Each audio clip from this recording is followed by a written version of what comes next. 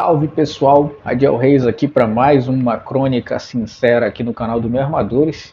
E eu não podia deixar de fazer uma crônica sobre a conquista da Copa do Brasil pelo Tricolor Paulista, pelo São Paulo. Muito mais pelo roteiro de como tudo isso aconteceu, de como foi a conquista do São Paulo. Eu acho que tem um personagem que a gente precisa destacar de uma maneira bem importante para o futebol brasileiro em 2022 e 2023. Por que eu falo do ano passado para cá? Dorival Júnior foi campeão da Copa do Brasil ano passado com o Flamengo, numa final contra o Corinthians, naquela final no Maracanã. Depois ele conquistou a Libertadores e foi demitido não, mas o contrato dele não foi renovado com a equipe do Flamengo. A contragosto de muitos jogadores, da torcida, enfim, isso é uma questão importante que trouxe Dorival Júnior ao São Paulo. Ele teve um tempo ali sem trabalho, muitas possibilidades de ele, inclusive, ter assumido a seleção brasileira após a Copa do Mundo. Muita gente não queria, muita gente queria.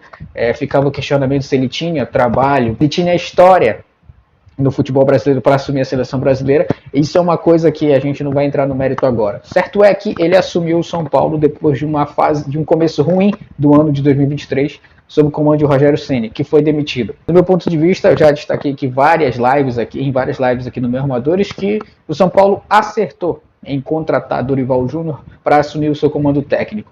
E assim, logo nas primeiras partidas já dava para ver que esse treinador tinha conhecimento da causa, principalmente do jeito que ele pegou o carro andando. Tudo bem, era o início da temporada, sim, foi depois do Paulista e tal, ele teve que consertar algumas coisas, mas ele uniu o útil ao agradável e fez o time do São Paulo, que tinha características de time ofensivo, mas ele primeiramente construiu uma defesa sólida. Destaque para o goleiro Rafael, que foi se destacando desde o início do ano, mas com a chegada do Dorival, ele passou a ser um personagem importante. Lucas Beraldo, Arboleda, dupla de defesa ali, Diego Costa também, em alguns momentos fez uma linha de 3 zagueiros, mas esses três eu acho que consolidaram uma defesa consistente na linha do São Paulo.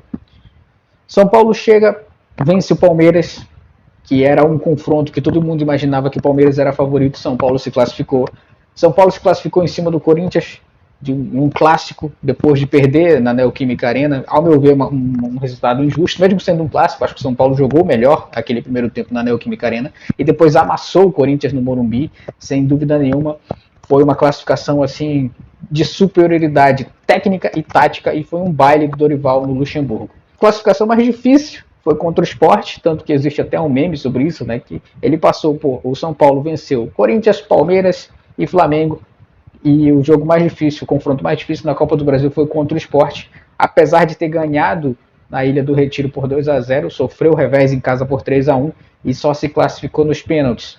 Mas enfim, o São Paulo chegou numa final com um trabalho consolidado na Copa. No Campeonato Brasileiro, oscilante, já eliminado da Copa Sul-Americana, o que causava uma dúvida no torcedor. Mas o fato é que Dorival Júnior conseguiu, em pouco tempo de trabalho, em relação a muitos outros treinadores que têm um maior tempo de trabalho e até uma certa calma da diretoria dos torcedores com esses treinadores, Dorival Júnior chegou pressionado, botou o dele na reta, porque ele sabia que se desse tudo errado, enfim, não teria mais tempo para consertar, e ele jogaria a temporada do São Paulo no lixo. Então ele apostou muito bem no torneio que financeiramente teria um retorno muito importante para o clube, mas eu acho que assim, muito mais recolocou o São Paulo no seu lugar de destaque no futebol brasileiro. As contratações de James Rodrigues e principalmente de Lucas Moura foram aquele gás final que ele precisava daquele principal jogador que assumisse a responsabilidade e nos momentos decisivos jogasse com a torcida, chamasse a torcida para apoiar o time. A vitória em cima do Corinthians eu acho que mostra muito bem a melhor partida do São Paulo no ano. Dominou do início ao fim, controlou as ações, e quando já tinha feito o resultado, não foi pressionado pelo Corinthians. Também um Corinthians que, convenhamos, todo mundo já sabia que seria eliminado, só não sabia que seria dessa forma. Mas enfim, muito mérito do São Paulo e principalmente do Dorival Júnior. São Paulo conquista pela primeira vez a Copa do Brasil. Morreu a piada, mas, novamente, mais do que isso, São Paulo mostrou que está voltando aos seus tempos áureos, está se consolidando novamente nesse novo cenário de SAFs, de times endinheirados. E aí vem o fato de ter ganhado do Flamengo na final. A história do Dorival Júnior à parte, São Paulo ganhou do Flamengo, que se não é o time com o melhor investimento, maior investimento, que eu acho que é, mas com certeza é aquele mais bem estruturado, por assim dizer, né? Que ele já chegou capengando também na final. Mas a vitória em cima do Flamengo, o multimilionário Flamengo, aquele que paga à vista seus jogadores, aquele que não atrasa salário, aquele que escolhe quem ele quer contratar, ele não fica mendigando os jogadores por aí, mendigando ofertas, fazendo pechinchando. A forma como o São Paulo venceu, ganhando no Maracanã, claro, empatando no Morumbi, mas assim, tendo chance de matar a partida, tanto no Maracanã quanto no Morumbi, ele teve a chance de matar o confronto e sair das duas partidas campeão, certeza. Mostra que ainda existe possibilidade do futebol, somente por futebol, por motivação, sem a influência direta do financeiro, vencer e convencer. Entendeu? Não foi um lance esporádico, não foi uma partida esporádica de que não foi uma zebra. A camisa do São Paulo pesou, se equiparou a do Flamengo. Entendeu? Mesmo com um investimento menor, eu acho que esse título mostrou que ainda existe a possibilidade de um time bem formado, com um treinador que entenda as capacidades e as limitações do seu elenco e utilize, potencialize os seus melhores jogadores para que eles joguem de uma maneira que o time todo flua em conjunto e não exista divisões. O ataque é melhor, mas a defesa ela não é constante. Ou a defesa é muito boa, mas o ataque não flui.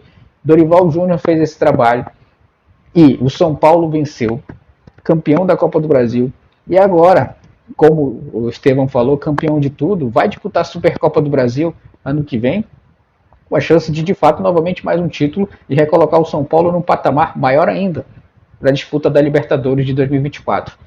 Eu acredito assim que daqui para frente nós teremos mais um protagonista. O São Paulo voltou a seu papel de protagonista e, assim, como os outros clubes almejam, que estão oscilando, almejam esse lugar de destaque do futebol brasileiro, comecem a pensar mais no planejamento de temporada. São Paulo conquistou a Copa do Brasil, poderia estar disputando a Copa Sul-Americana, como poderia também estar disputando o Brasileiro, mas houve também um equívoco no planejamento.